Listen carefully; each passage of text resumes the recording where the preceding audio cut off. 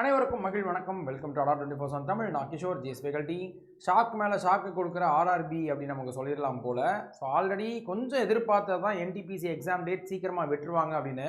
ஆனால் இவ்வளோ முன்னாடி வரும்னு சத்தியமாக எதிர்பார்க்கல. ஏன்னா நம்ம இந்த டேட்ஸ்லாம் விடுறதுக்கு முன்னாடி எப்படியும் என்டிபிசி எக்ஸாம் ஜூன் ஜூலை இருக்கும். ஏன்னா போன வருஷம் அப்படி தானே நீங்கள் கனெக்ட் பண்ணிட்டு இருந்தீங்க.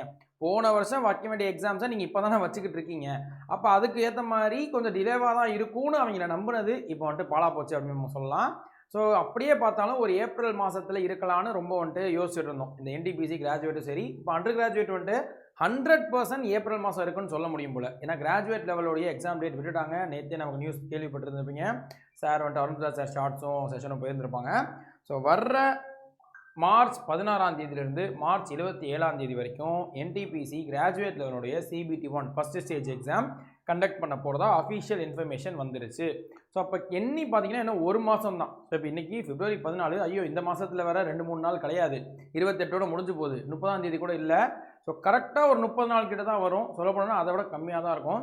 இந்த 30 நாளில் நீங்கள் என்னென்ன படிச்சுக்கணுன்ற ஒரு சின்ன ஐடியா சஜஷனாக நான் கொடுக்குறேன். இதை மட்டும்தான் நீங்கள் ஃபாலோ பண்ணணும் இல்லை, ஒரு சஜஷனாக கொடுக்குறேன். ஏன்னா நாம் இப்போ அனலைஸ் பண்ண இப்போ ரீசெண்டாக நடந்திருக்கக்கூடிய குரூப் டி எக்ஸாமோ இல்லை இப்போ நடந்துட்டு இருக்கக்கூடிய ALP எக்ஸாமுடைய பேட்டர்னை வச்சு ஒரு சில விஷயங்கள் வந்துட்டு நான் சொல்கிறேன்.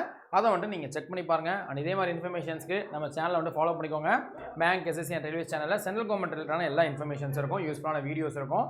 The same time test prime அப்படின்ற இந்த ஒரு கம்ப்ளீட் ஓவரால் டெஸ்ட் சீரிஸ் நம்ம இன்ஸ்டிடியூட்டில்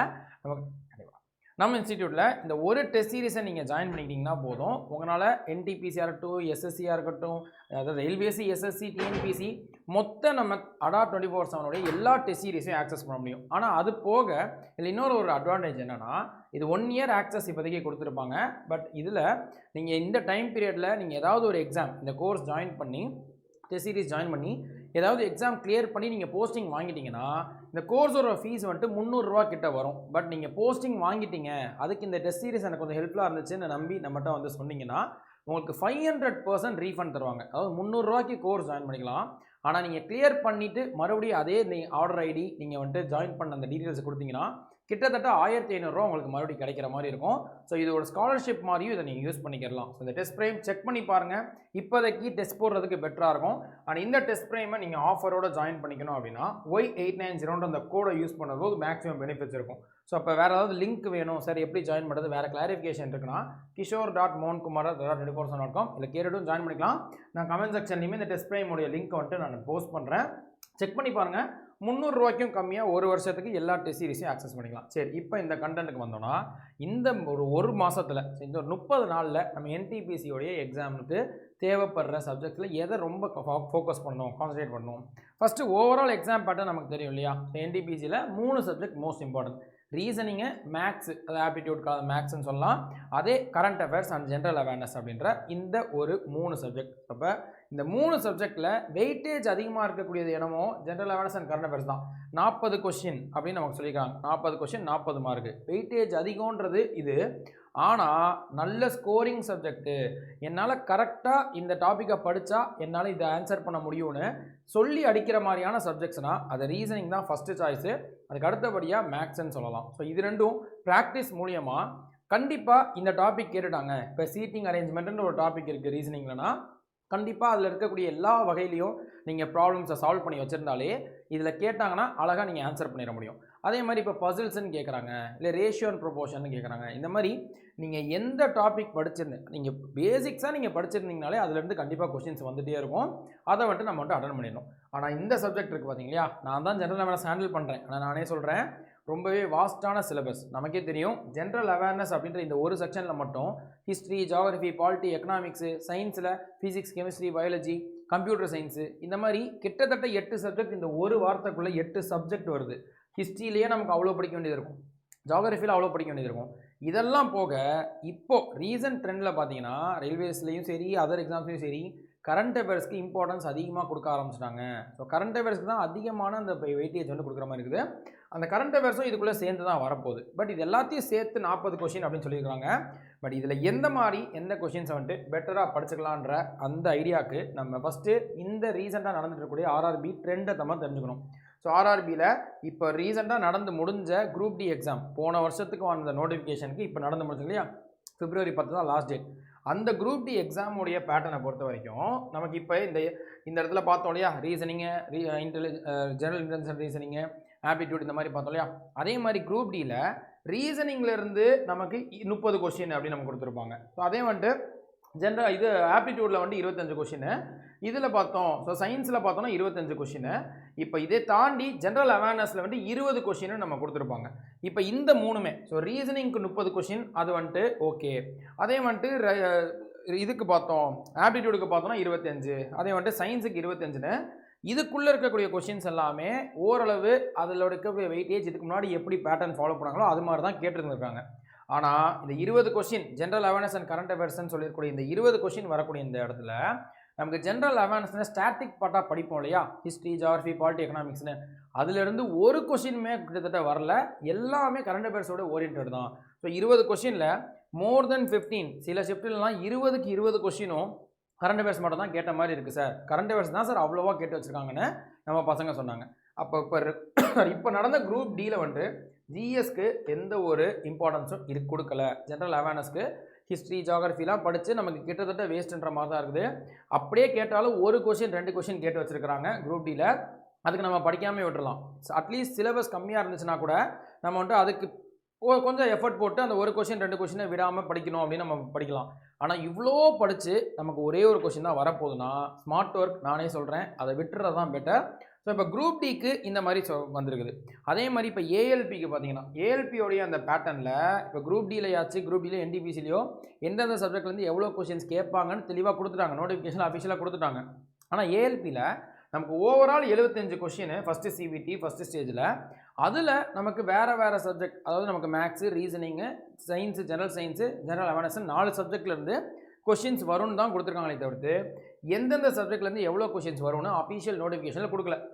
இப்போ நடந்தது, அதாவது February 13 தான் ஃபஸ்ட்டு எக்ஸாமு இப்போ நடந்துட்டு இருக்கக்கூடியது. அடுத்த எக்ஸாம் February 16 நினைக்கிறேன். இந்த 13 நம்ம ஸ்டூடெண்ட்ஸ் வந்துட்டு ஃப்ரெண்ட்ஸ் அட்டன் பண்ணவங்க வந்து புலம்புனது, சார் இந்த 75 கொஸ்டினில் நமக்கு யூஸ்வலாக 30 கொஸ்டின் கிட்ட ரீசனிங்கு, 30-35 கொஸ்டின் கிட்ட ஆப்டிடியூடு, இந்த மாதிரிலாம் நமக்கு வந்ததாக நம்ம பார்த்துருக்கவே மாட்டோம். ஸோ இப்போ பொதுவாக பார்த்தோம் அப்படின்னா 20 கொஸ்டின் ரீசனிங்கு, 20 கொஸ்டின் கிட்ட ஆப்டிடியூடு, 25 ஆப்டிடியூடு, இன்னொரு 20 கொஸ்டின் வந்துட்டு சயின்ஸ்லேருந்து வரும், ஒரு 10-15 கொஸ்டின் ஜென்ரல் அவேர்னஸ்லேருந்து வரும். இதுதானே சார் பேட்டர்ன். ஆனால் நாங்கள் அட்டன் பண்ண இந்த எக்ஸாமில் ஃபஸ்ட்டு எக்ஸாமில் பார்த்தீங்க அப்படின்னா 75 கொஸ்டினில் கிட்டத்தட்ட 60-65 கொஸ்டின் வந்துட்டு மொத்தமாகவே ரீசனிங் அண்ட் ஆப்டிடியூட்லேருந்து மட்டும் கேட்டிருக்காங்க அப்படின்னு அவங்க சொல்கிறாங்க. அப்போ யோசிச்சு பாருங்கள், மீதி இருக்கக்கூடிய, அதாவது சயின்ஸில் யூஸ்வலாக 20 கொஸ்டின் வர வேண்டியது, ஏஎல்பியில் சயின்ஸ்லேருந்து 20 கொஸ்டின் இத்தனை நாள் கேட்டிருக்கிறாங்க. அது கேட்கணுன்ற கட்டாயம் இல்லை, அதுதான் இங்கே பாயிண்ட், அதுதான் இங்கே வந்துட்டு அந்த மாட்டிக்கிட்டோம் அப்படின்னு அவங்க சொல்லலாம். அஃபிஷியல் நோட்டிஃபிகேஷனில் இது மாதிரி நாங்கள் 20 கொஸ்டின் சயின்ஸ்லேருந்து கேட்போன்னா அவங்க எந்த ஒரு உத்தரவாதமும் கொடுக்கல. மொத்தமாக 75 கொஸ்டினில் இதெல்லாம் படிச்சுக்கோங்க அப்படின்னு தான் கொடுத்துருக்குறாங்க. அப்போது இத்தனை நாள் வரைக்கும் 20 கொஸ்டின் சயின்ஸில் கேட்டுட்டு இருந்தவங்க இந்த எக்ஸாமில் ஏஎல்பிக்கு சயின்ஸ்லேருந்து வெறும் 5 கொஸ்டின், 20 எங்கே இருக்குது, 5 எங்கே இருக்குது, வெறும் 5 கொஸ்டின் தான் கேட்டிருக்கிறாங்க. இது வந்துட்டு ஒரு பெரிய ஒரு சேஞ்சுன்னு சொல்லலாம். இப்போது இதில் 20 கொஸ்டின் கேட்டவங்க இந்த தடவை 15 மாற்றிருந்தாங்கன்னா கொஞ்சம் நியாயம் இருக்குது. சரி, அட்லீஸ்ட் 10 மாற்றிருந்தாங்கன்னா கூட பாதி குறைச்சிட்டாங்க, ரீசனிங்க்கு கொஞ்சம் இம்பார்ட்டன்ஸ் கொடுக்குறாங்க போல், அந்த மாதிரி எல்லா லாஜிக் அபிலிட்டிக்கு இம்பார்ட்டன்ஸ் கொடுங்க அப்படின்னு நினச்சிருக்கலாம். இது தேவையே இல்லை, படிக்கவே தேவையில்லைன்ற அளவுக்கு ரொம்பவே குறைச்சி விட்டுட்டாங்கன்றதுனால தான் நமக்கு ஒரு பெரிய கஷ்டமாக இருக்குது. இப்போ சயின்ஸுக்கு நம்ம பசங்க எல்லாருமே, ஏஎல்பி படிக்கிற எல்லாருமே சயின்ஸுக்கு நல்ல எஃபர்ட்ஸ் போட்டிருப்போம் இல்லையா. ஸோ ஃபிசிக்ஸ் ஆகட்டும், கெமிஸ்ட்ரி ஆகட்டும், பயாலஜி, ஏன்னா அது ரொம்ப முக்கியம். ஜென்ரல் அவேர்னஸ் கூட நம்ம படிச்சிருக்க மாட்டோம், சயின்ஸுக்கு எஃபர்ட் போட்டிருப்போம். பட் இந்த மாதிரி தான் இப்போதைக்கு ட்ரெண்ட் இருக்குது. ஸோ இப்போ நம்ம எதுக்காக இதை சொல்ல வரோன்னா, இதே ட்ரெண்டில் தான் நமக்கு என்டிபிசியோட கொஷின் பேட்டர்னும் இருக்க போகுதுன்னு முடிவாச்சு அப்படின்னா நம்மளால் எதுவுமே சொல்ல முடியாது. நீங்கள் படிக்க வேண்டிய இந்த 3 சப்ஜெக்டில் இந்த 2 தான் நம்ம இங்கே ரொம்ப நம்ப முடியும். இந்த 3வது இருக்கக்கூடிய, அதாவது ஃபஸ்ட்டு அவங்க கொடுத்துருக்கக்கூடியது இதுதான் ஜென்ரல் அவேர்னஸ்ஸு. அந்த ஜென்ரல் அவேர்னஸில் எந்த சப்ஜெக்ட்லேருந்து எவ்வளோ கொஷின் கேட்பாங்கன்னு ஒன்றுமே நம்மளால் சொல்ல முடியல. ஆனால் ஒரு விஷயம் மட்டும் 100% நம்மளால் உறுதியாக சொல்ல முடியுது, இந்த கரண்ட் அஃபேர்ஸ்லேருந்து எக்கச்சக்கமான கொஷின் வரப்போகுது. இப்போ இந்த கொஷின் சீரீஸ் அப்போ பாருங்கள், என்டிபிசியோடைய இந்த CBT 1ல் ஒவ்வொரு சப்ஜெக்ட்லேருந்து எவ்வளோ கொஷின்ஸ் கேட்குறாங்கன்றதை பார்த்தோம். இப்போ அதில் பொதுவாக இது பாருங்கள், இப்போ புது பேட்டர்ன் இது மாதிரி தான் கொஷின் கேட்பாங்கன்னு நான் சொல்லலை. ஆனால் இதுக்கு முன்னாடி இருந்த என்டிபிசியோடைய எக்ஸாம்ஸ் எல்லாத்தையும் பார்த்தீங்கன்னா ஷிஃப்ட்டில் இந்த 40 கொஷின் இருக்குது அப்படின்னா அந்த ஜென்ரல் அவேர்னஸில் அந்த 40 கொஷினில் எந்தெந்த சப்ஜெக்ட்லேருந்து எவ்வளோ கொஷின் வருதுன்னு தோராயமாக நம்மளால் இதை பிரிக்க முடிஞ்சிச்சு. புதுசாக வரக்கூடிய இந்த எக்ஸாமில், இப்போ நமக்கு மார்ச்சில் நடக்க போகிற எக்ஸாமில் இதே மாதிரி நடக்குமான்றதுக்கு வாய்ப்பு ரொம்ப ரொம்ப கம்மி. நாமே சொல்கிறேன், இதுவே கொஞ்சம் வேஸ்ட்டு. இதுக்கு முன்னாடி பார்த்த இந்த பேட்டர்ன் எல்லாமே வேஸ்ட்டு. எனக்கு தெரிஞ்சு என்ன பண்ண போகிறாங்க அப்படின்னா, இந்த கரண்ட் அஃபேர்ஸ்லேருந்து 40 கொஷினுக்கு 25 30 கொஷின் கூட கேட்க வாய்ப்பு இருக்குப்பா. ஸோ இப்போ போகிற போக்க பார்த்தா இவங்க பண்ணியிருக்கக்கூடிய இந்த 2 விஷயத்தையும் பார்த்தோன்னா 40 கொஷினில் 20 கொஷின் கிட்ட கரண்ட் அஃபேர்ஸ் வந்து கேட்க வாய்ப்பு இருக்குது அப்படின்னு அவங்க சொல்லலாம். இதை கெஸ் பண்ணுறோம் அப்படின்னு அவங்க சொல்லலாம். அதனால கரண்ட் அஃபேர்ஸை நல்லா படித்து வச்சுக்கங்கன்றதை மட்டும் நான் மறுபடியும் நான் சொல்லிக்கிறேன். இந்த குரூப் டி எக்ஸாம் நடக்கிறதுலேருந்தே நான் எல்லாத்தையும் தான் சொல்கிறது, கரண்ட் அஃபேர்ஸை எவ்வளோ சூப்பராக நல்லா படித்து வச்சுக்கிறீங்களோ 1 இயர்க்கான கரண்ட் அஃபேர்ஸ் மினிமம் ஒரு 6 to 8 months ஆச்சு நல்லா படித்து வச்சுக்கிட்டிங்கன்னா ரொம்ப பெட்டர், ரொம்ப நல்லது.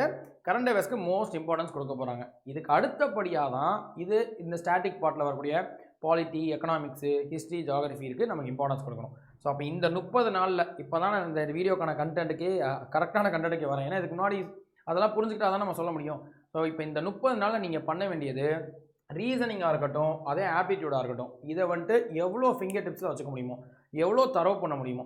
ரீசனிங்கில் ஒரு டாப்பிக்கு கூட நீங்கள் விடாமல் படித்தே ஆகணும். ஸோ ஒரு சில டாபிக் வந்துட்டு எனக்கு கஷ்டமாக இருக்குது சார், அது நிறைய டாபிக் நான் படிச்சுட்டேன், ஒரு சில டாபிக் கஷ்டமாக இருக்குன்னா வேறு ஆப்ஷனே இல்லை, அப்படிலாம் பண்ணவே முடியாது. ஏன்னா ஜிஎஸ் வந்துட்டு ஜென்ரல் அவேர்னஸ் ரொம்ப வல்னரபிளாக, ரொம்ப ஒரு கேம்பிளிங் மாதிரி இருக்குது அப்படின்னு சொல்லலாம் இங்கே ரயில்வேஸை பொறுத்த வரைக்கும். ஸோ இப்போ ரீசனிங்லேயும் நீங்கள் ஆப்டிடியூட்லேயும் ஸ்கோர் பண்ணால் மட்டும்தான், அதை நீங்கள் நல்லா படித்து வச்சுக்கிட்டா மட்டும்தான் நம்ம கொஞ்சம் சேஃபாக வந்துட்டு ஸ்கோர் எடுக்க முடியும். அதனால் ரீசனிங்கில் எந்த டாப்பிக்குமே விட்டுற வேணாம், ஒரு டாப்பிக்கில் எந்த டைப்பையும் விட்டுற வேணாம், எல்லாத்தையுமே படிச்சுக்கோங்க. ரீசனிங் அது கொஞ்சம் நல்ல ஸ்கோரிங் சப்ஜெக்ட்டு, பட் இதை விட கொஞ்சம் டிஃபிகல்ட்டி அதிகமாக தான் இருக்கும் ஆப்டிடியூடு. ஆனாலும் இது மற்ற இந்த ஜிஎஸை கம்பேர் பண்ணும்போது ஸ்கோரிங் சப்ஜெக்ட் தான். ஏன்னா இந்த டாப்பிக்லேருந்து கேட்குறாங்க, இப்போ பர்சன்டேஜ்லேருந்து கேட்குறாங்க, ப்ராஃபிட் அண்ட் லாஸ்லேருந்து ஒரு கொஷின் வருதுன்னா டாபிக் ஏதாச்சும் நம்ம கரெக்டாக தெரிஞ்சுக்க முடியுது, அதுலேருந்து நம்ம வந்துட்டு ப்ராக்டிஸ் பண்ணி கொஷினை இது பண்ணிடலாம், ஆன்சர் பண்ணிடலாம். ஸோ அப்போ என்னுடைய சஜஷன், என்னுடைய பெரிய அட்வைஸாக இப்போ நீங்கள் இந்த 30 நாளில் நீங்கள் என்ன பண்ணணும்னா reasoning, aptitude full and full சூப்பராக வந்துட்டு படிங்க. ஜென்ரல் அவேர்னஸில் ஆல்ரெடி படிச்சிருக்கக்கூடியதை கொஞ்சம் ரிவிஷன் பண்ணிக்கோங்க. அண்ட் ஸ்டாட்டிக் பார்ட்டில் மோஸ்ட் இம்பார்ட்டன்ட் பாயிண்ட்ஸ் அதை மட்டும் சின்னதாக பார்த்துக்கலாம். அதை தாண்டி நமக்கு இந்த கரண்ட் அஃபேர்ஸ்க்கு நிறைய இம்பார்ட்டன்ஸ் கொடுங்க. இந்த 30 நாளுமே நீங்கள் கரண்ட் அஃபேர்ஸை ரிவிஷன் பண்ணிக்கிட்டே இருங்க. கண்டிப்பாக கரண்ட் அஃபேர்ஸ் வந்து நிறைய கொஷின்ஸ் வரப்போகுதுன்றது மட்டும் நம்ம ஷோராக வந்துட்டு சொல்ல முடியுது. அண்ட் அது போக நிறையா ப்ராக்டிஸ் டெஸ்ட்டு, மார்க் டெஸ்ட் வந்துட்டு போட ட்ரை பண்ணுங்கள். ஸோ நம்மளுடைய சஜஷனில் இதை நான் சொல்லிக்கிறேன். அண்ட் அதே இந்த குரூப் டியோடைய எக்ஸாம் பேட்டர்ன் மாதிரி தான், சிலபஸ் மாதிரி தான் என்டிபிசிலையும் இருக்கும் இல்லையா. ஸோ அப்போ கொஞ்சம் அந்த சிலபஸையும் நீங்கள் கொஞ்சம் பார்த்துக்க முடியுது அப்படின்னா நீங்கள் வந்துட்டு ஓரளவு பார்த்துட்டு அது என்னன்றதை நீங்கள் முடிவு பண்ணிக்கலாம். ஸோ ஃபைனலாக இந்த 3 சப்ஜெக்டில் மேக்ஸுக்கும் ரீசனிங்க்கும் நிறைய இம்பார்ட்டன்ஸ் கொடுங்க. நெகட்டிவ் மார்க்கை மைண்டில் வச்சுக்கோங்க. ஸோ நீங்கள் இப்போ ப்ராக்டிஸ் பண்ணும்போது இந்த மார்க் டெஸ்ட்லாம் இப்போ நீங்கள் டெஸ்ட்டு போட்டு பார்ப்பீங்க இல்லையா, அந்த டெஸ்ட்டில் கூட முடிஞ்ச அளவு அந்த நெகட்டிவ் மார்க்ஸை விடாமல், ஸோ எந்த அளவுக்கு அக்யூரேசி மெயின்டைன் பண்ணணுமோ அந்த ட்ரை பண்ணி பாருங்கள். தப்பு விடக்கூடிய கொஸ்டின்ஸில் வந்துட்டு அதை ரெக்டிஃபை பண்ணிக்கோங்க. அதே தப்பை அடுத்த தடவை விட்டுறாத மாதிரி நல்லா வந்துட்டு பார்த்துக்கோங்க. இதை நான் சொல்லிக்கிறேன். ஓகேப்பா. ஸோ இதான் இன்ஃபர்மேஷன். அண்ட் இப்போது இந்த ஷார்ட் டைம் பீரியடில் உங்களுக்கு சப்போஸ் டெஸ்ட்டு போடுறது கொஞ்சம் பெட்டராக இருக்கும் சார் அப்படின்னு ஃபீல் பண்ணிங்கன்னா, மோஸ்ட்லி நம்ம இன்ஸ்டிடியூட்டில் நீங்கள் எந்த பேட்ச் ஜாயின் பண்ணியிருந்தாலும் டெஸ்ட் சீரிஸ் வந்துட்டு சேர்ந்து வந்திருக்கும். இல்லை சார் நான் தனியாக இப்போ டெஸ்ட்டு மட்டும் போட்டு பார்க்கணும், ஆனால் நிறையா டெஸ்ட்டு போட்டு பார்க்கணுன்னா ஃபஸ்ட்டே சொன்ன மாதிரி இந்த டெஸ்ட் ப்ரைம் அப்படின்ற இந்த ஒரு கோர்ஸ் ஜாயின் பண்ணிக்கிட்டிங்கன்னா ஒரு வருஷத்துக்கு 300 ரூபா தான். இந்த 300 ரூபாய்க்கும் கம்மியாக ஜாயின் பண்ணிக்க முடியும். ஒரு வருஷத்துக்கு எல்லா டெஸ்ட் சீரிஸும் யூஸ் பண்ண முடியும். ஸோ என்டிபிசியோடைய எல்லா டெஸ்ட் சீரிஸ் தாண்டி குரூப் டிஓ இல்லை ரயில்வேஸ் இருக்கக்கூடிய எல்லாமோ, எஸ்எஸ்சி, டிஎன்பிஎஸ்சி, பேங்கிங்னு ஓவரால் எல்லாத்தையும் யூஸ் பண்ண முடியும். அதில் நமக்கு எந்த எக்ஸாமுக்கு வந்து இப்போ நம்ம படிக்கிறோமோ அதை யூஸ் பண்ணிக்கோங்க. ஸோ செக் பண்ணி பாருங்கள். அதே மாதிரி இந்த எக்ஸாம், அது இந்த என்டிபிசியோ இல்லை அதர் எக்ஸாம்ஸில் நீங்கள் இந்த கோர்ஸ் ஜாயின் பண்ணி கிளியர் பண்ணிட்டீங்க, நீங்கள் கிளியர் பண்ணதுக்கப்புறம் போஸ்டிங் வாங்கிட்டீங்கன்னு நம்ம இன்ஸ்டிடியூட்டில் வந்து நீங்கள் ஜாயின் பண்ண அந்த டீட்டெயில்ஸை காமிச்சிங்கன்னா இந்த கோர்ஸில் நீங்கள் ஜாயின் பண்ண அமௌண்ட்டை விட 5 மடங்கு அதிகமாக தருவாங்க. 500% வந்துட்டு அது ரீஃபண்ட் பாலிசி மாதிரி, ஒரு ஸ்காலர்ஷிப் பாலிசி மாதிரி. ஸோ நம்ம இன்ஸ்டியூட்லேருந்து படித்து கிளியர் பண்ணதுனால ஒரு ஊக்குத்தொகையாக அதை ஊக்குவிப்பாக வந்துட்டு இருக்கும் அப்படின்னு நம்ம சொல்லலாம். இதை நான் சொல்லிக்கிறேன். இதான் இப்போ டெஸ்ட் ப்ரைமு. ஸோ இந்த கோர்ஸாக இருக்கட்டும், அதர் எந்த கோர்ஸாக இருந்தாலும் Y890 இந்த கோடை யூஸ் பண்ணும்போது இந்த ஆஃபர்ஸ் வந்துட்டு நீங்கள் பார்த்துக்கலாம். ஸோ செக் பண்ணி பாருங்கள். வேறு ஏதாவது டவுட் இருக்குது, கொஞ்சம் கிளாரிஃபிகேஷன் வேணும்னு நினச்சிங்கன்னா kishore.mohankumar@2024.com அஃபிஷியல் மெயில் ஐடி, அதனால் இதுலேயும் கேட்டுக்கலாம். ஸோ அப்போ பாருங்கள், நல்லபடியாக படிங்க. கொஞ்சம் நம்பிக்கையை விட்டுற வேணாம். டேட்டை வந்துட்டு சீக்கிரமாக விட்டது கண்டிப்பாக ஒரு பெரிய அடி மாதிரி தான் இருக்குது. ஆனால் முடிஞ்சளவு எஃபர்ட்டை போட்டுருவோம். அண்ட் அதுக்கு மேலே நடக்கிறது அதுதான் அப்படின்ற மாதிரி போக வேண்டியது தான். எஃபர்ட்ஸ் போடுறதுல எந்த குறையும் வச்சிட வேணாம். நல்லதே நடக்குன்ற நம்பிக்கையில் நம்ம நல்லா படிப்போம். ஓகே, நெக்ஸ்ட் வீடியோவில் வேறு ஒரு கண்டென்ட்டில் பார்ப்போம். அண்டில் தென் நன்றி, வணக்கம்ப்பா.